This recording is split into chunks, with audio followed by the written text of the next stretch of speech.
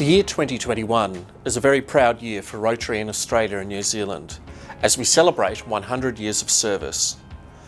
In 1921, 4 Rotary clubs were formed, being Melbourne, Auckland, Wellington and Sydney, with high expectations that the movement would grow. The R100 celebrations commenced in July 2020 with a virtual launch and passing of the R100 baton from the Governor-General and Mrs Hurley at Government House, Canberra, to Rotary Melbourne President Marion McLeod in Melbourne. Rotary Melbourne, the first club established in Australasia, celebrated its centenary at a lunch on the 21st of April 2021 with over 200 guests. As well as Rotary Melbourne members, attendees included past Rotary International President Ian Risley, a number of past district governors, and Rotarians from clubs around Australia, all paying homage to those who attended the first Rotary meeting in Australasia 100 years ago. Philip, tell us what makes you most proud of being a Rotarian? Well, I think it's the projects that Rotary does, and that's sort of quite a generic sort of statement, so let me be specific and say things like running the Homeless World Cup, and then our East Timor roofing project and all the work that we've done in Timor-Leste, as well as even building the East Timor Embassy in Canberra. I think they're the sort of things that really make one proud about being a Rotarian, so the things we do.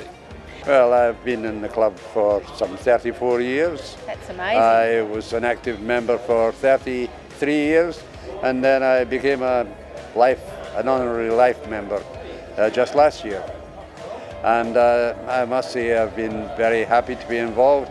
I was deeply involved in the bushfire recovery exercise for the Rotary districts of Victoria and Tasmania, and I found that very rewarding. I would say probably the most important exercise I was ever involved in was the last convention, international convention, which was held in Melbourne, and that was a great experience as well. I think to date, definitely polio. Polio is something that really springs to mind. In the last 100 years, Rotary and Rotaract clubs have sprung up right across Australasia, providing many programs and services that help communities and those in need, under the motto of service above self.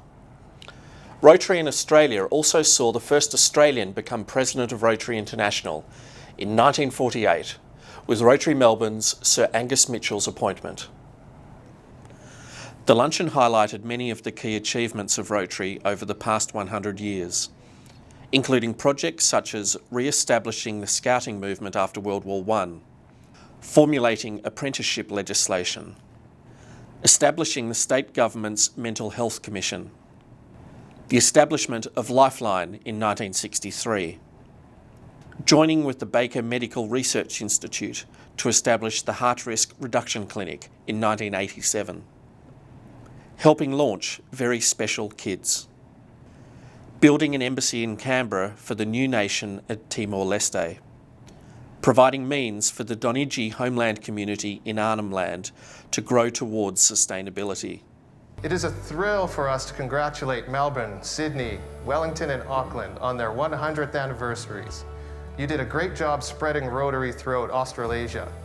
Your 100th anniversary project, Giving Every Child a Future, with impact in 9 other countries in your region, will save many lives. We invite all of you to join us in 2025 as we celebrate Rotary worldwide. And many Canadian Rotarians hope to join you in Melbourne in 2023. I hope to be one. I'm Eric. And I'm Doug. Happy 100! Yahoo!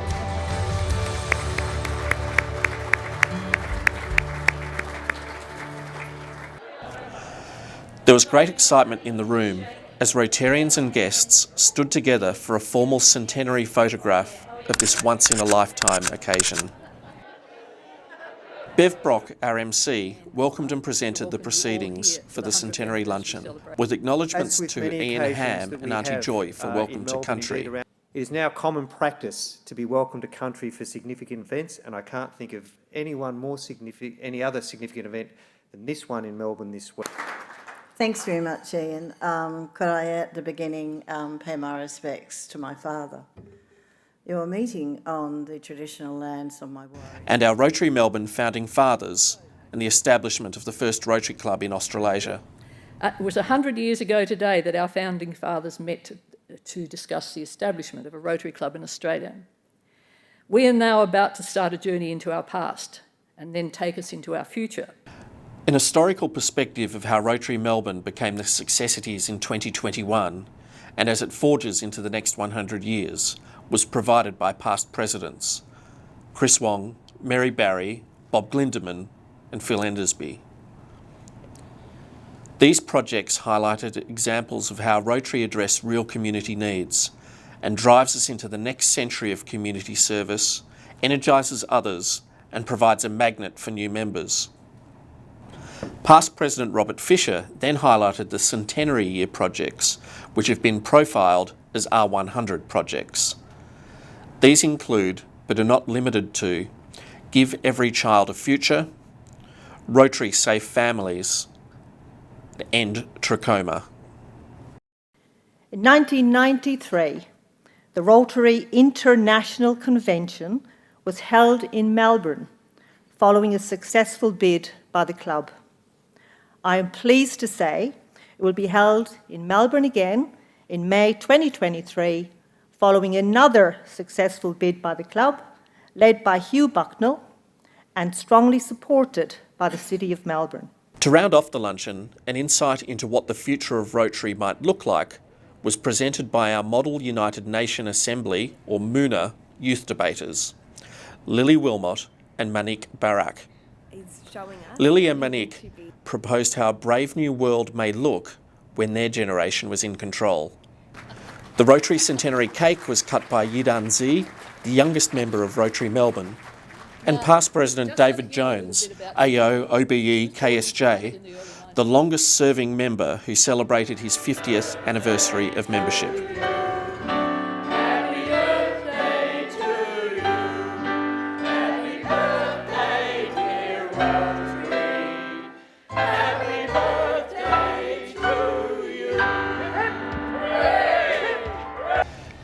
This year we celebrate the 100-year anniversary of not only Rotary Melbourne, but also of Rotary in Australia. Now facing our 101st year, we need to think about our next 100 years of service.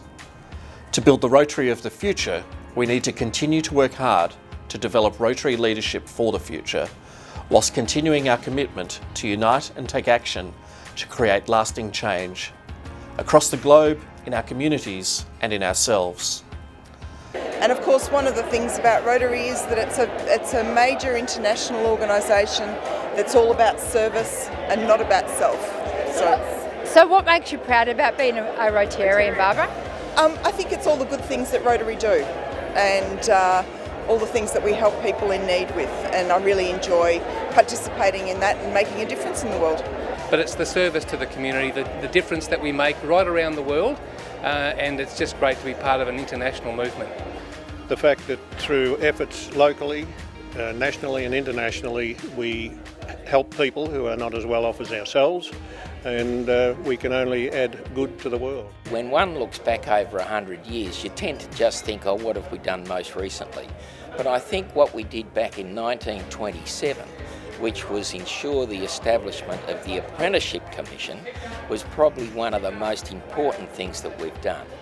In more recent times, I'd say that the donations in kind store in Footscray, which this week will send its 600th 40-foot container, and this one's going to the Solomon Islands, is something that's been built and is just going from strength to strength.